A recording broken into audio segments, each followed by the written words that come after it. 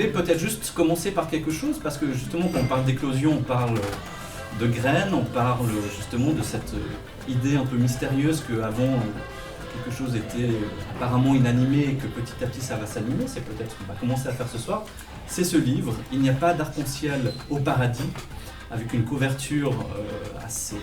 Moi je dois dire, dès que notre graphiste me l'a envoyé, j'ai été conquis, je crois que Nettonon aussi, qui est, voilà, c'est le contenant, hein, c'est la cosse de cette graine. Il y a évidemment tout ce qu'il y a à l'intérieur qu'on va découvrir ce soir, que vous allez découvrir peut-être en rentrant chez vous, en commençant à lire le livre.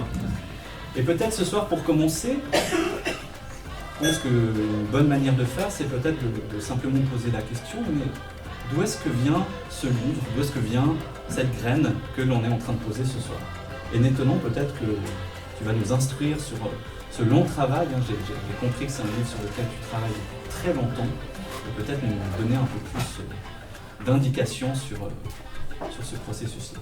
Ce livre est l'aboutissement d'un très très long cheminement.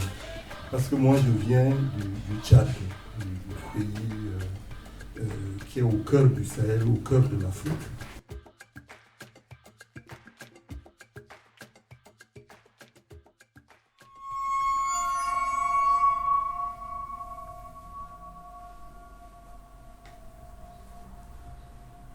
En des temps reculés, si reculés qu'elle est située, la mémoire se perd dans ses propres méandres, qu'à Aruba, un jeune pêcheur en mal de prise miraculeuse remontait le fleuve.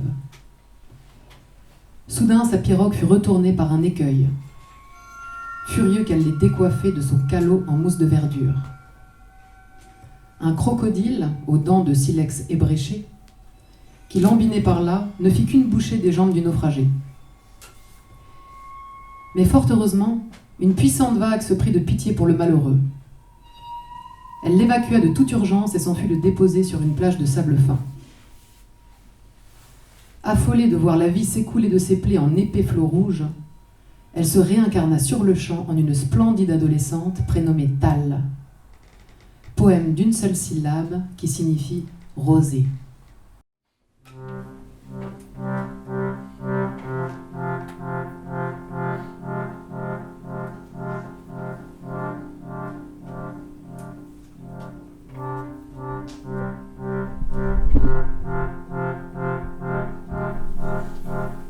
En cette fin du XIXe siècle de l'ère chrétienne, la traite négrière transsaharienne battait son plein.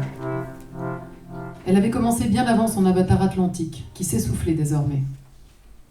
Au cœur de l'Afrique, des royaumes dont les élites s'étaient islamisées de longue date, le Baguermi, le Bornou, le Kanem et le Wadaï, prospéraient sur ce négoce nauséabonde. Puissamment armés de fusils par leurs corélégionnaires orientaux, ils lançaient des razzias sur les territoires païens dont l'art militaire demeurait encore dominé par la sagaie, le couteau de jet, l'arc et les flèches. Outre l'ivoire, les peaux brutes ou tannées, les plumes d'autruche, la gomme arabique ou le muscle, ils y raflaient surtout des captifs et du bétail aussitôt convoyés vers des comptoirs, immenses camps de concentration où des négociants arabes venaient se pourvoir en gibier de harem, en main-d'œuvre corvéable à volonté, et en matière première pour méchus.